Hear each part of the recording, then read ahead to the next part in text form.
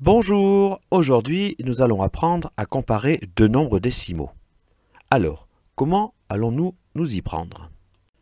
Prenons cet exemple, comparons 85,3 et 74,954. D'un premier abord, on aurait envie de dire que ce nombre est plus grand, parce qu'il y a 5 chiffres et là 3 chiffres.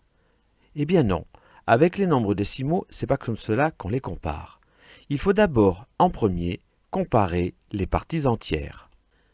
Je constate que pour le premier nombre, 85,3, il y a 85 en partie entière, et qu'elle est plus grande que celle du nombre suivant qui n'est que de 74.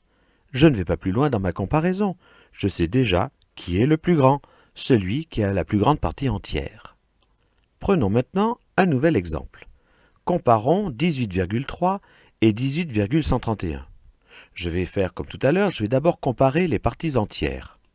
Je constate que ce sont les mêmes, donc ce n'est pas les parties entières qui vont me permettre de les comparer. Il va falloir que je regarde maintenant les parties décimales. Je vois qu'il y a 3 pour le premier en partie décimale et 131 pour le deuxième en partie décimale. J'aurais presque envie de dire que c'est le 131 qui est le plus grand. Eh bien, ce n'est pas le cas. Pour comparer les parties décimales, il faut qu'elles aient toutes le même nombre de chiffres. Comment vais-je faire? Dans la précédente leçon de numération, j'ai appris que si je rajoutais des zéros dans la partie décimale, j'avais le droit de le faire et que cela ne changeait pas le nombre.